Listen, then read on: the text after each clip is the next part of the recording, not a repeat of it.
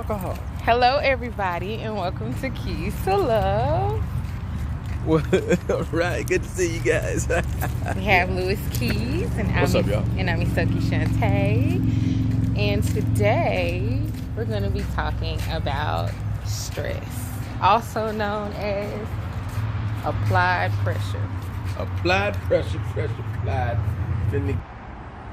All right, so applied pressure, also known as stress. So, babe, let me ask you a question. All right, what's your question? As a husband, as a businessman, as a father of 5 children, what is stress like for you at 32? At 32, wow. For me, it can easily like consume you, and it can consume you without you even knowing it. Especially at this phase. I've been a dad since I was 22 going on 23, right? And I came to a realization about a month ago. It's been about a month now. Yeah, been about a month. I came to a realization about a month ago that I have been in overdrive ever since my first daughter was born. I've been in overdrive. And I realized, like, that comes with obviously having kids and working and having a spouse and maintaining life. We all know as adults, it comes with its own level of stress and different stressors in different areas. But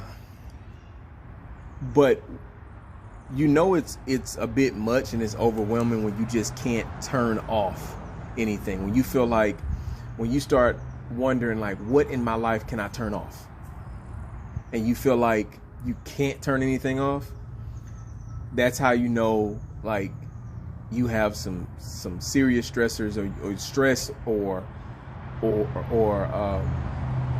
the responsibilities of your life are becoming problematic for you to manage, And me at 32 now, especially after what happened about a month ago. What happened a month ago? You gonna have me talk about it. You don't have to. I'm gonna talk about it. I'm gonna talk about it. So about a month ago, Saturday, May 1st, I woke up in the middle of the night, had like a sharp chest pain, just boom. I was like, what the heck? And I could barely even get up out of my bed. So that Monday, I said, well, I'm going to go to the doctor. I'm going to see what's going on. I had something was going on my leg just from playing ball over the years. I have to get my leg checked out, whatever. So I went to actually just go get my leg checked out, but I was like, hey, I'm having chest pain.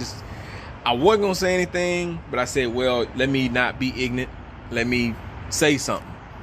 So I said something, and they were like, okay. So they hooked me up to a little heart monitor thing just to see what's going on, whatever. And the doctor was like, man, we don't like what we're seeing. Everything looks normal except for one part right here on your heart. He said, I need you to go to the ER. And I was like, all right. So I went, that was an urgent care. So then I went to ER. They hooked me up there to a machine or whatever, and they was like, to EKG. They were like, okay, well, just wait in the waiting room. Started having the chest pains again. I was sitting outside, and they said, okay, come back. I did another EKG. They were like, all right, so we don't like what we see. It's not looking good because for your, again, as they said, the urgent care, for your age, it shouldn't look like this, right? And I was getting ready to, my birthday's May 9th, so I was getting ready to turn 32. And they were like, oh, we don't like the way this is looking. So they got me into a room. They hooked me up to all these different machines and ran all these IVs and started doing all this stuff, right? And basically told me that from the results of things, they were like, okay, it looks like you had like a really, really small, it was symbolic of a small heart attack. And I was like, huh? Now mind you, I have never had any major health issues ever. Never. I have never had any major health issues. I think I've had, like, I think the worst is, like, obviously playing football, injuries to my shoulder and to my knee. you know, and foot and stuff, rolling ankles, you know, stuff that's common, like stuff that happens when you're acting, playing sports, but never anything like that, never. So I was like, what are you talking about? Like, I was like, I don't drink, I don't smoke, I don't do recreational drugs, I don't hit the booger sugar, I don't hit the white girl, I don't hit the snow powder, I stay away from the I stay away from the it's getting strong. I stay away from the hashish, you know. I stay away. I still, you know. I'm just saying that's me though. That's just not never been really my preference, you know. And so, I'm just like, where is this coming from, right? And so, like I said, they admitted me for 3 nights. They did all the tests and they were checking. They were like, okay, well, we don't see, you know, what the particular issue could be, but we do see that there's an issue. So they were like, okay, well, we're going to monitor you. We're going to get you a cardiologist. We need you to do this and this and this. Check in with this doctor, check in with that doctor, all this kind of stuff. If you're having chest pains, let us know, whatever. So that's what happened, man. So now, and it's funny because they asked, do you do any drugs, all this kind of stuff, right? And I was like, well, no. They say, well, what's your, where are we going? Okay. So apparently I'm walking and talking now. So they asked, well, what is your, they say, let me hold it. They said, well, what is your personal life like? What is your life like, you know, outside of, you know, those things like, you know, drinking, smoking, whatever. What is your work life like, personal life? I said, well, truth be told, I'm a father of 5 and I am a husband and I work, you know, 2 positions, you know, that are very, you know, that are demanding, right? That require a lot of me, a lot of my time and attention. And so, yeah, you know, I had to kind of, I shared with them that. They were like, oh, okay. They were like, so this, the doctor was like, the possibility of this could be stress induced. And so, you know, this could be stress induced. And so I was like, all right. And I kind of had to eat that, you know, because, there are a lot of things I do in a week, in a week's time frame. I do more than most in a week's time frame. And at the end of a week, you know, I could pretty much have maybe less than an hour of free time or 2 hours of free time in a whole week for myself, you know. So there were some things I had to kind of take into consideration. There were some things I had to analyze, some things I had to look at, some things I had to question. So what have you done to accommodate? Look at her. Yeah. Look at this. She up here, big kid. Go. Come on. I just put my feet down. We're going to take a pause. Put your feet on it or just sit on it. Wait, what were we saying? You knew what it is. Come on. No, so my question to you. No, don't answer the question first. You go down this thing, zip line. Why you got to let the people see? Let's go. If it's unsuccessful? Let's go. It's hot out here. I don't care. This is a lot happening. 3, 2, 1.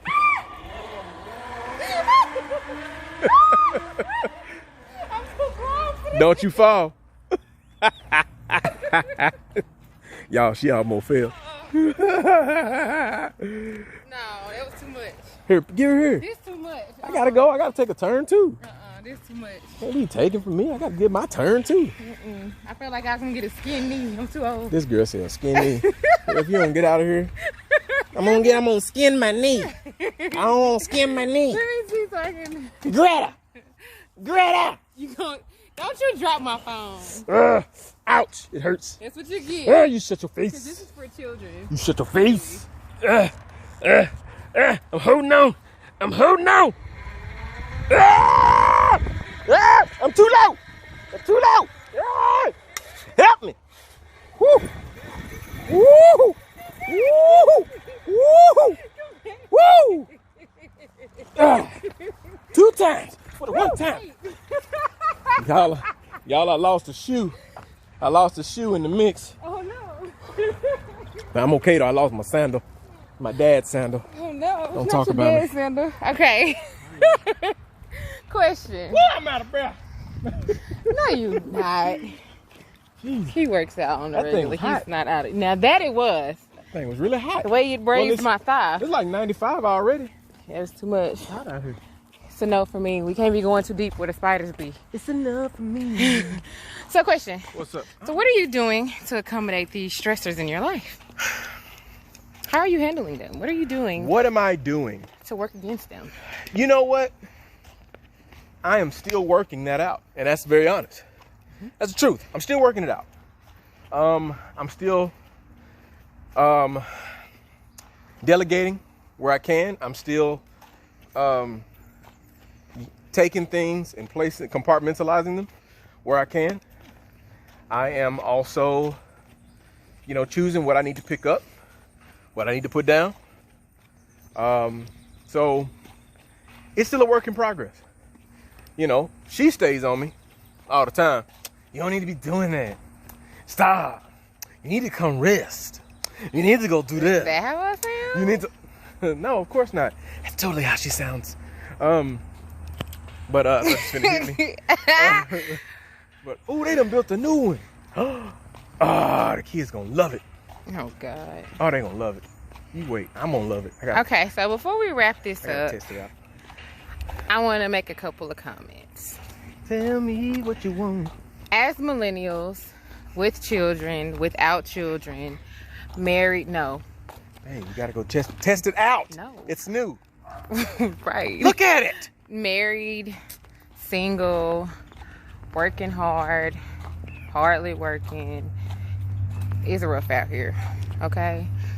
I'm gonna give you some quick tips on some ways to minimize stress. First, let's recognize and understand that stress can be a good thing. Sometimes stress keeps you safe.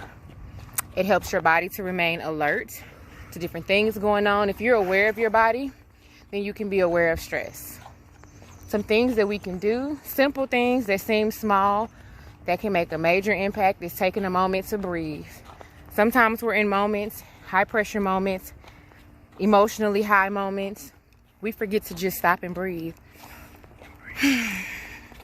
Most times, if you can control your breath, you can control your emotions. A lot of us compartmentalize and, okay, it's this, I don't like this. It's playing in the wind. Yeah, let it play in the wind without me. Oh, see, it's a no. That's a bug. Nope. Bye. Come on. It's a no. No, I don't do bugs that are bigger than. Listen, ain't nothing supposed to be that big flying by me. That's not a bird. I'm good. Anyways, like I said, if you can control your breath, you can control your emotions. Come on. A lot of times, if we take a moment and we address how we feel, instead of compartmentalizing it like a lot of us do, putting it in our back pocket for later, and then having to come back to it once it has overloaded and exploded on us. If we could just take a moment to address how we feel and deal with it in bits and pieces until we have resolved it, or at least come to some type of understanding of what we're going through.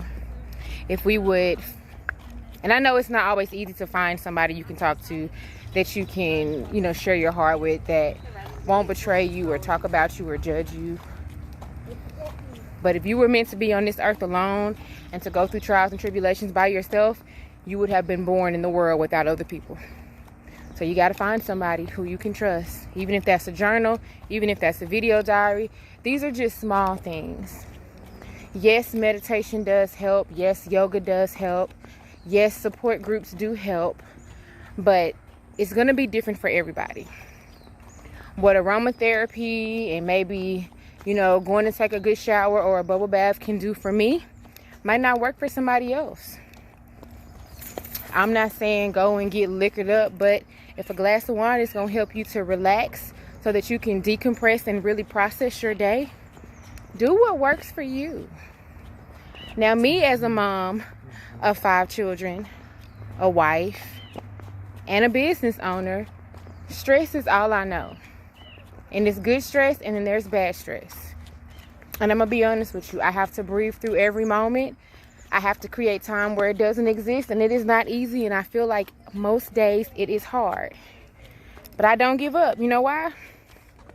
Because It's not about my kids depending on me or even my husband. I'm dependent on me. And a lot of times we put so much time and energy and effort into being and doing for other people that we forget that we're the ones that have to make it to the next day. So I hope that this helps you guys, and we'll see you soon.